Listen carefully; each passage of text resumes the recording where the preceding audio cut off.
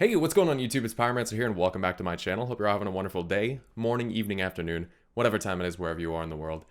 And today we're going to talk about Titans. Wow, big surprise. I'm sure you didn't see that coming at all. Today I want to talk about the Titans because I kind of want to identify some things about them. I want to talk a bit about really what they are. And I want to specifically focus on what force or forces each of them represents. And I want to talk specifically about what I think Azeroth is. If you guys are familiar with some of my older theories, and they do change over time, as I think they should, I used to think that Azeroth was kind of the Titan of Chaos. But it's been made a little more evident to me that someone else has fulfilled that role. And I think that Azeroth is something a little bit different. So let's just kind of go down the list of the pantheon of the gods. We're going to talk about what each of them are. So we can start with Aman'thul. Aman'thul is the High Father, the leader of the pantheon, and according to legend, as stated in Chronicle, Aman'thul was the first Titan who ever awoke, but we don't know why or how that actually happened. Aman'thul seems to command time, right? I think that's pretty fair. Mastery over the arcane, and even in the fight with Argus the Unmaker, we see Aman'thul use the phrase, "Time answers to me, Unmaker, the one force that can bind your relentless fury." Now, let's talk about that for a second, because I noticed something, and if you're more familiar with D&D, this will make a little bit more sense to you.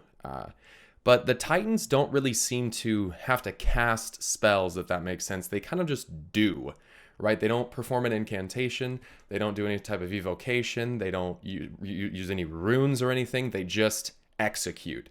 And I want to make a point of that really quick, is that I don't think that the Titans are manifestations of primordial forces. I think that the Titans themselves actually kind of are those primordial forces. Not that they take the power and they wield it, but I think that they're actually the source of that power, right? So I think that time stems from Aman'thul. I think that life itself stems from Eonar, the life binder, if that makes sense. I don't think that that they are just harnessing an energy. I think that they kind of are that energy.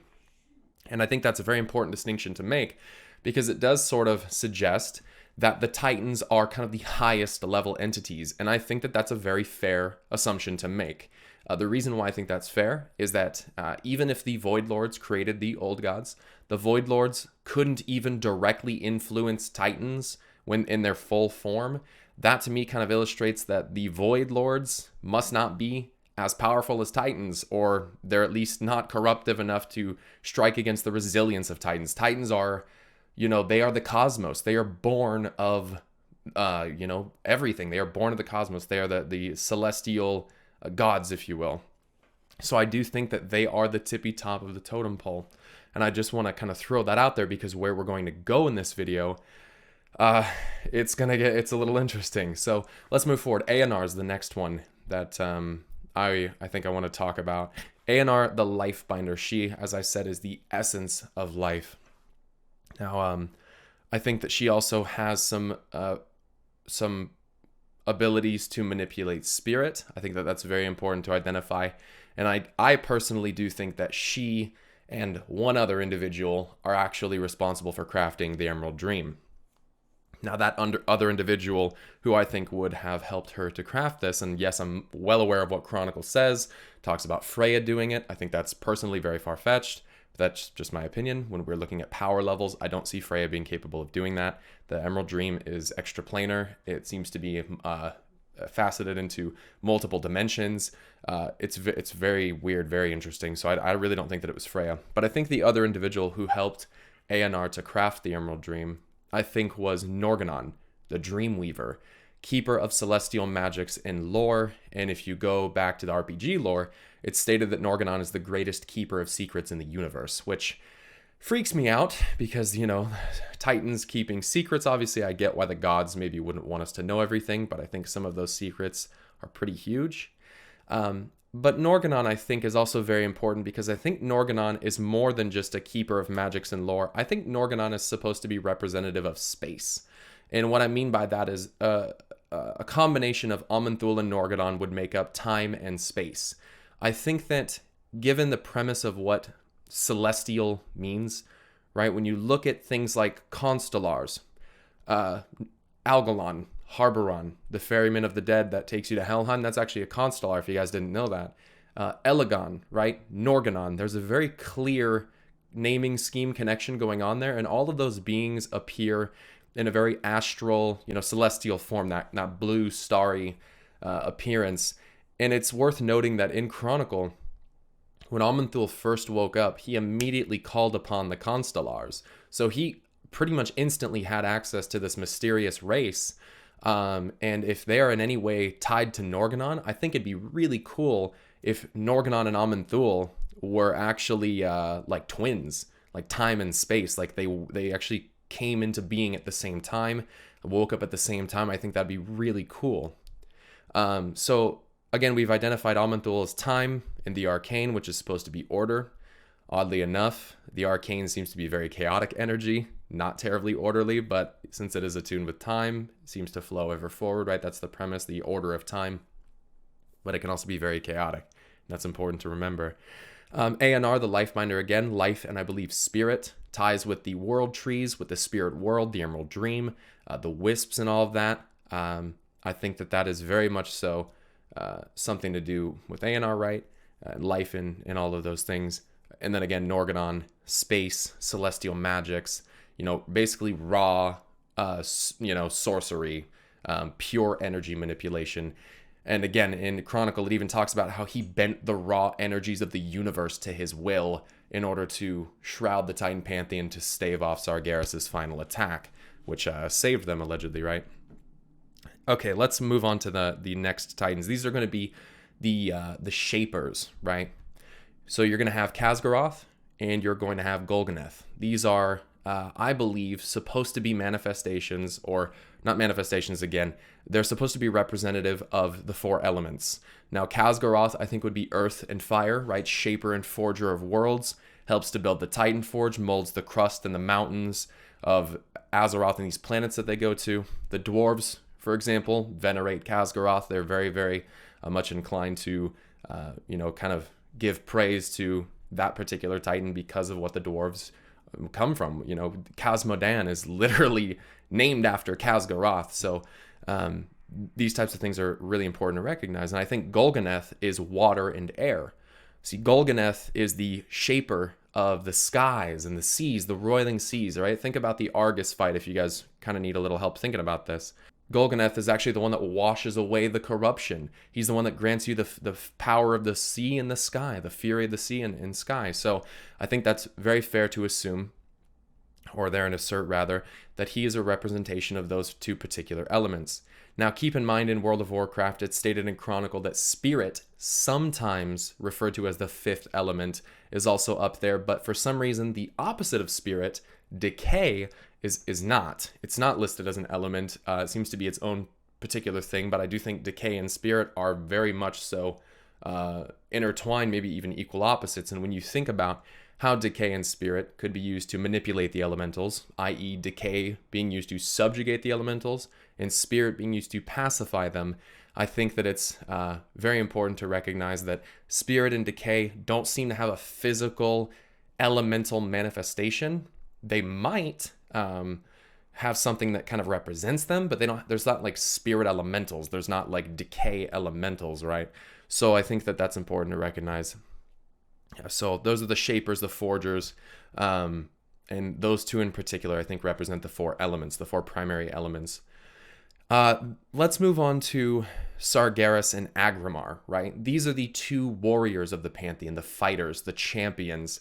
And I'm going to say right now, I'm pretty sure that they used to basically be like Pantheon paladins, standing for justice and order. And when you think about how they would go around and fight the demons on, behalf of the Pantheon, I think that it makes a lot of sense.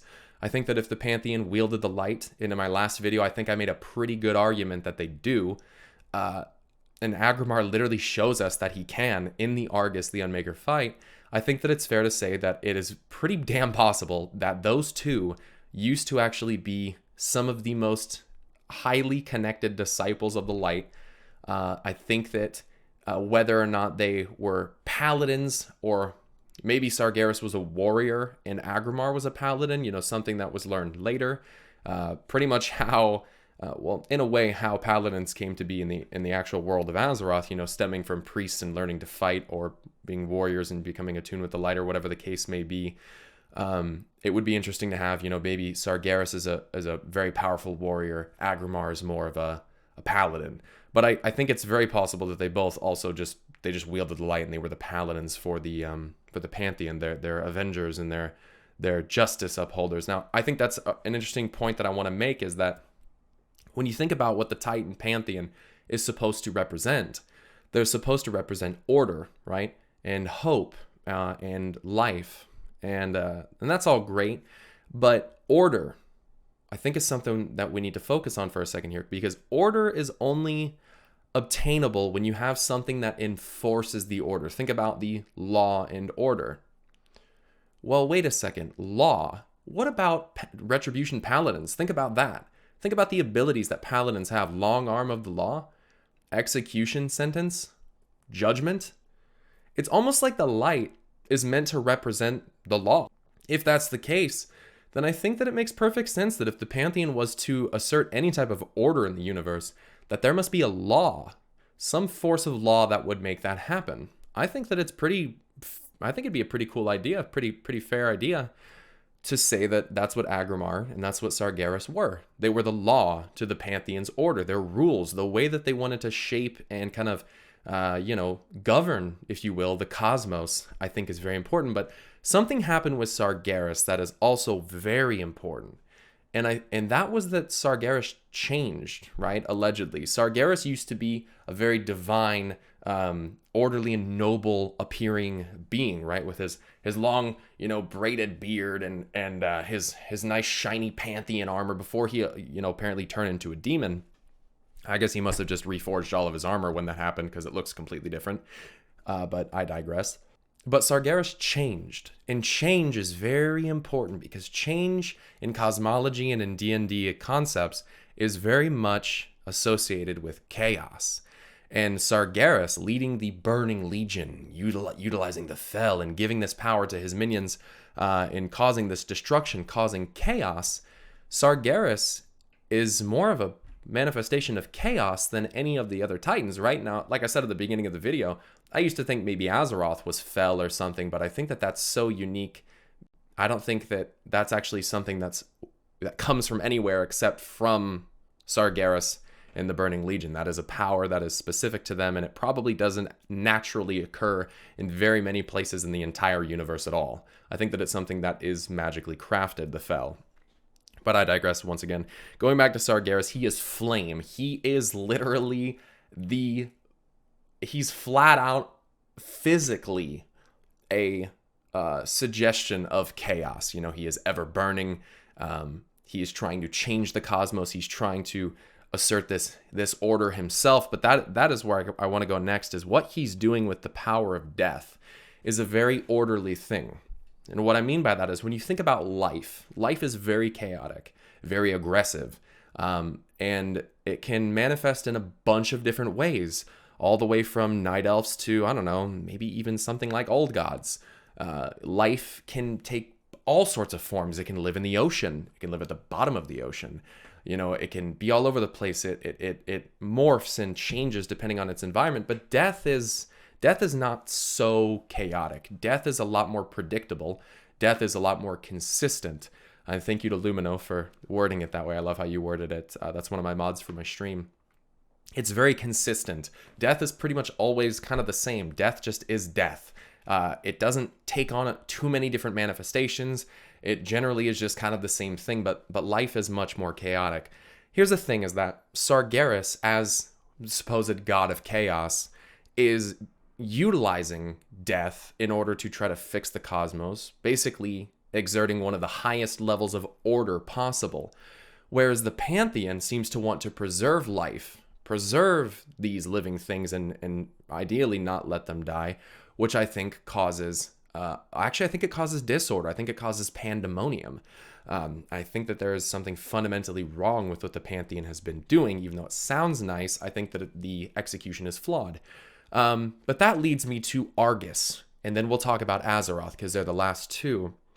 We have Argus the Unmaker. Now, Argus seems to be the being of death. When it comes to the Titans, they have power over order in the arcane, life, chaos, death, I believe the light, and I'm not going to lie to you guys, I think they also have power over the void. However, I don't think that there is a void titan, and I don't think that there is a holy light titan. Argus is death, and I believe also shadow. Death just being a component of shadow, but Argus is even more than that. Argus is unmaking, right? Or in other words, destruction. Argus is the end of all things, and in the fight with Argus, he even casts the end of all things. However, in WoW, there is certainly supposed to be a cycle, right? We've been told this by devs. It's very heavily insinuated in Chronicle that there is some type of cyclical nature to what is going on. And I believe that Argus is a very important component of that cycle. Now, if unmaking, if literal, like being crushed or destroyed or killed or whatever, out of existence or whatever, completely unmade, if that can be personified in one particular being, in one single being like Argus, who is incredibly old. I'm going to play a clip here for you from the 1000 Years of War audio drama, which was released in Legion. It's a canon audio drama in which Illyria and Turalion's adventure after going through the Dark Portal in the Alliance expedition on the assault on Outland, or Draenor at the time before it shattered around them.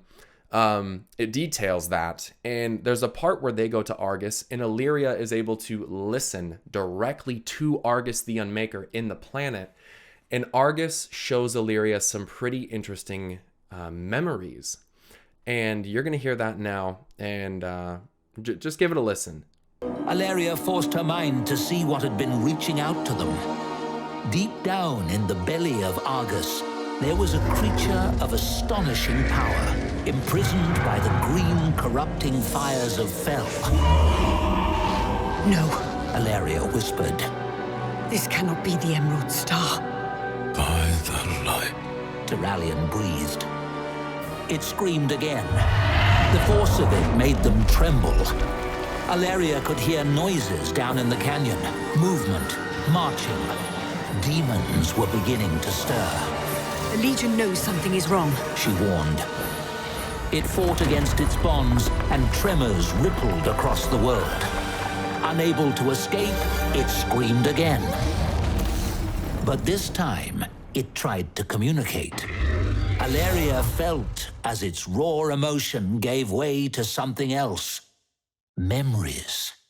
It was sending her its entire lifetime in a single, uncontrolled burst. In that instant, while the corrupted fount of arcane might was upon her, her mind was transported elsewhere. This being was so much more powerful than the minion of the Shadow had been. Then she had witnessed flashes of destiny.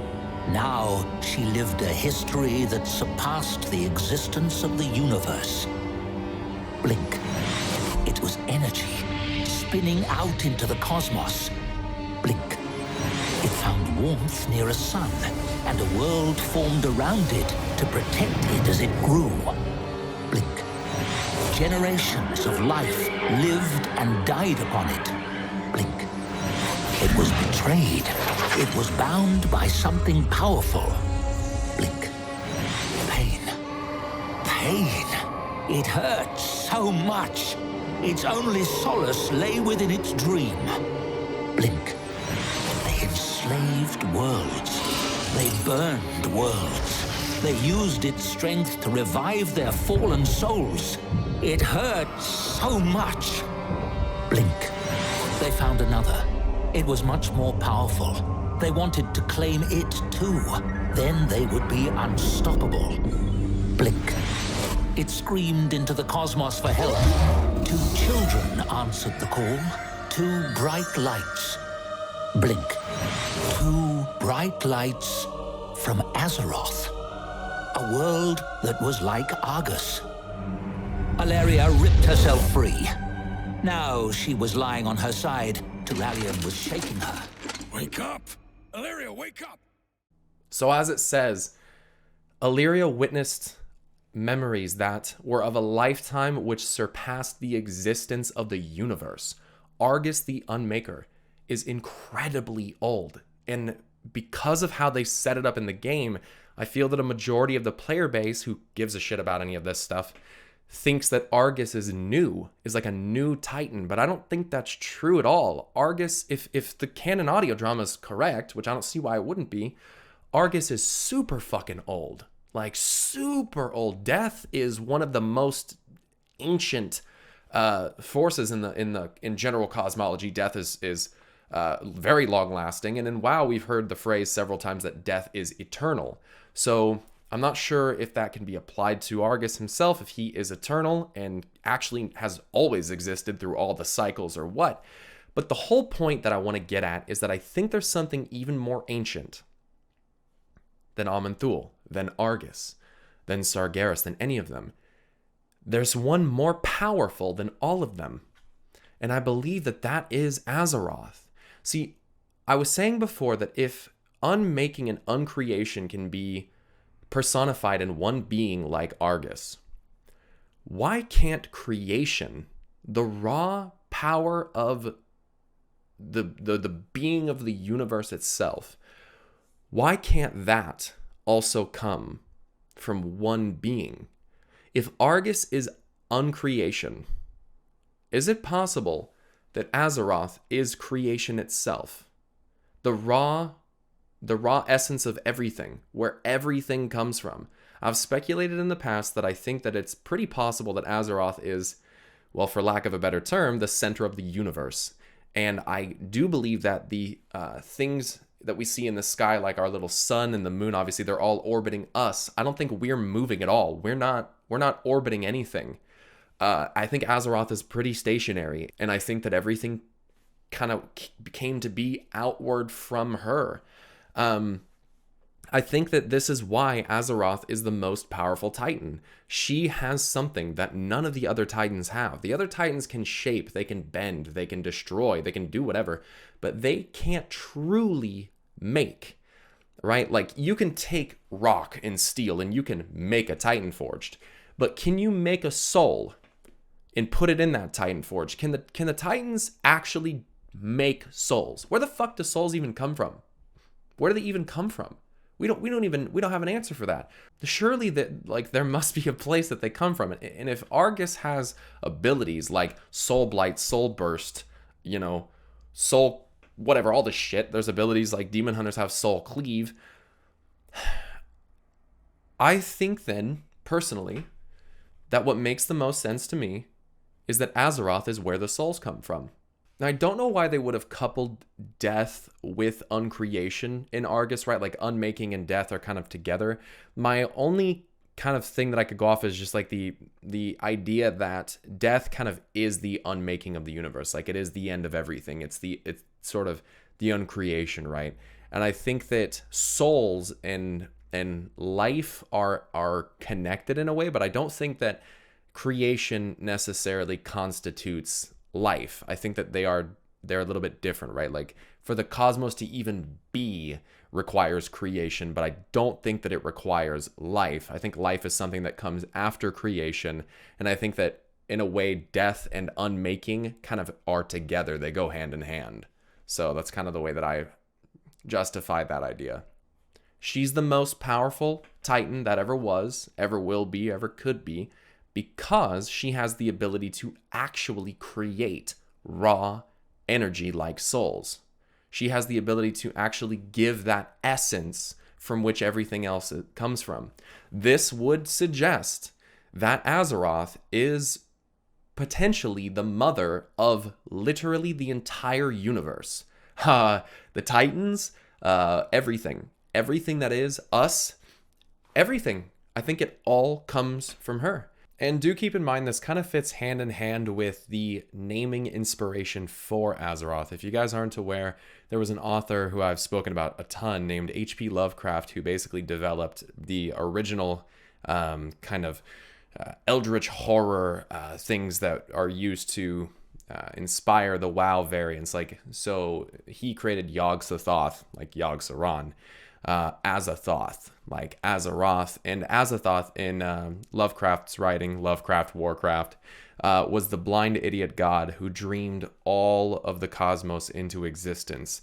So basically, Azathoth was the one true god, the one true creator, but Azathoth didn't know it. So when Azathoth woke up, because he dreamed everything into existence, basically everything ceased to exist. Now, in WoW, I hope that's not what's going to happen if Azeroth wakes up.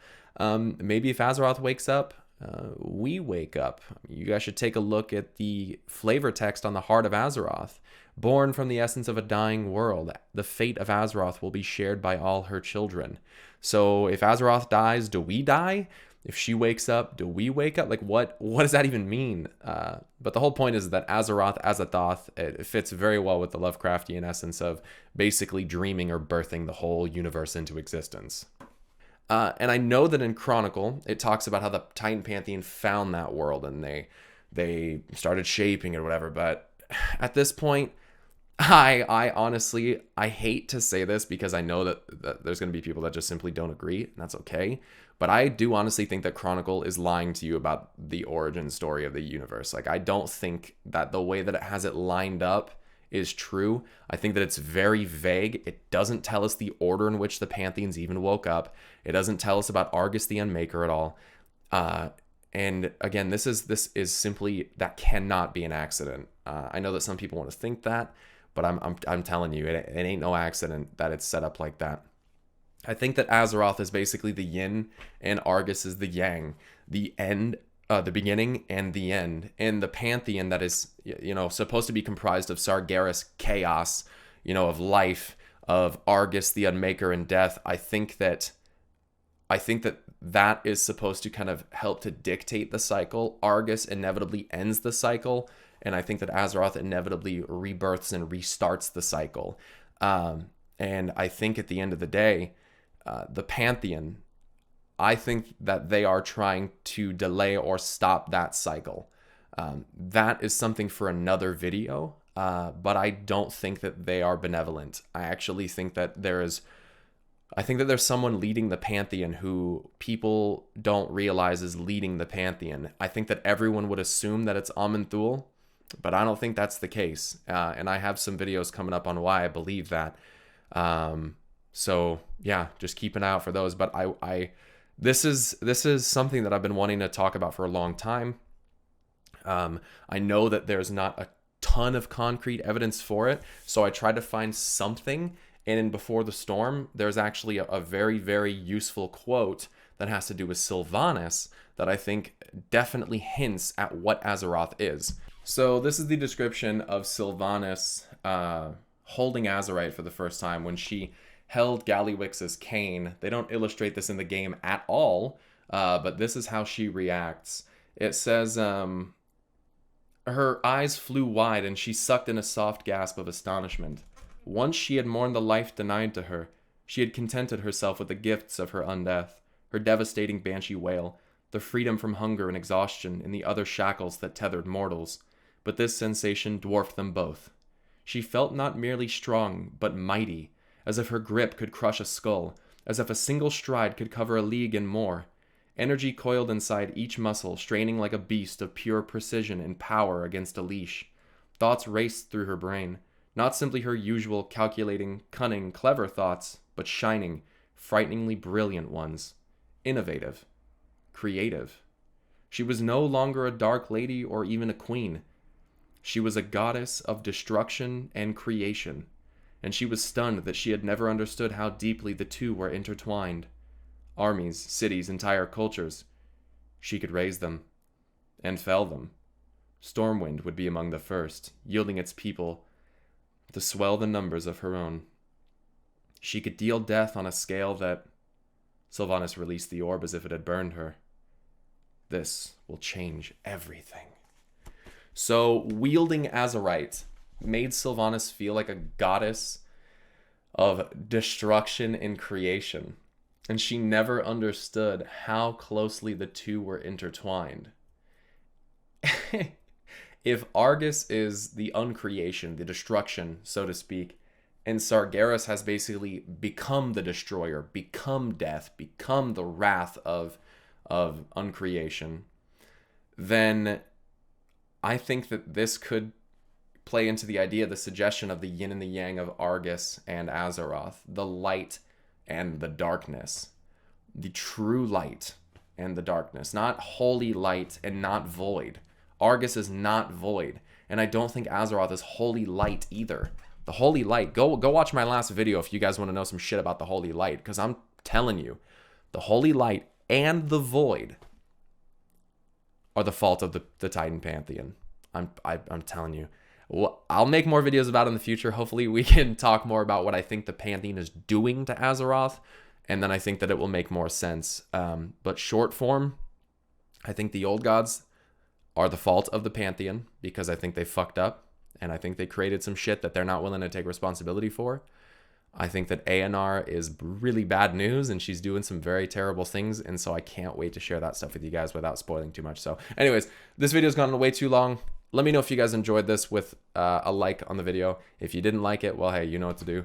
Leave a comment letting me know what you think. I'd love to hear your thoughts on my ideas for what the Pantheon members represent, what they do. I'd love to hear that.